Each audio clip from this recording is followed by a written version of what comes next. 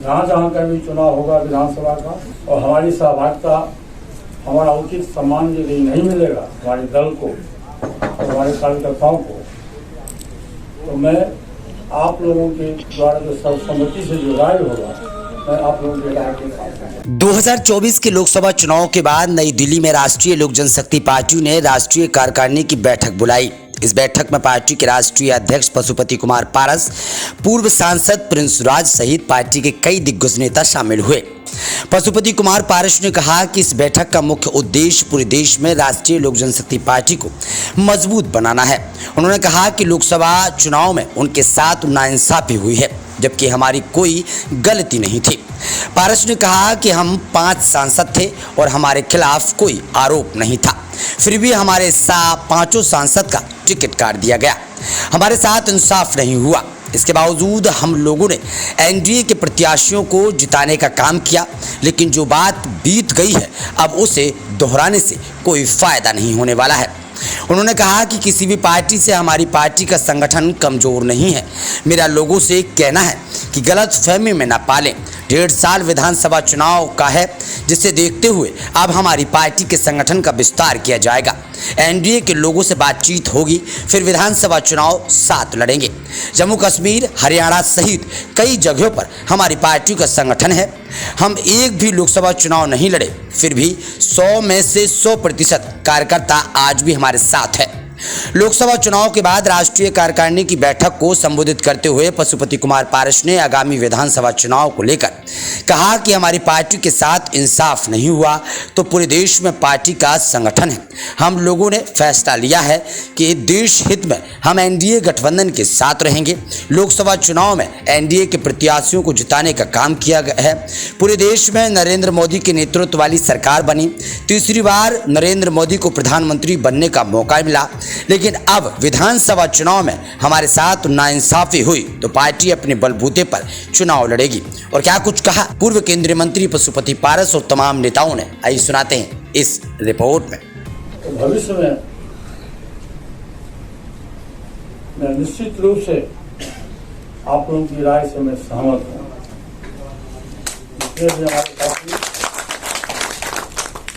का जो स्पीच हुआ है उसमें सभी लोगों ने ये कहा कि बर्दाश्त करने लायक बात नहीं है।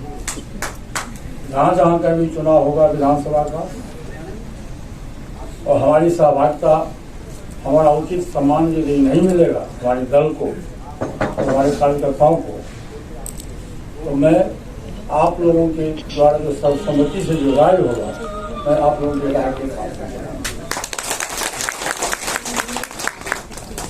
दूसरी बात है कि मैं एक आग्रह करूंगा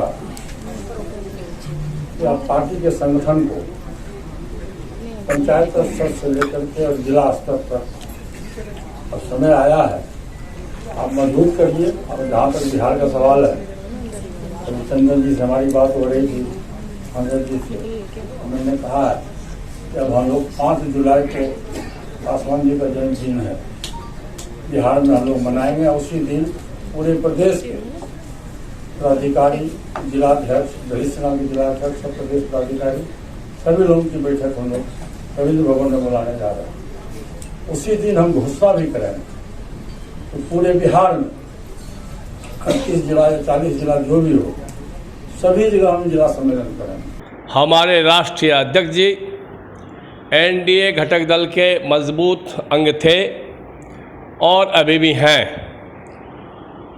हमारे राष्ट्रीय अध्यक्ष जी ने, क्योंकि कार्यकर्ता में, हमारे नेता में एक निराशा था लोकसभा चुनाव नहीं लड़ने के कारण, और एनडीए घटक दल ने हमारी पार्टी के साथ जो नहीं चुनाव लड़ने का आदेश जारी किया, उससे कार्यकर्ताओं में काफ़ी निराशा थी।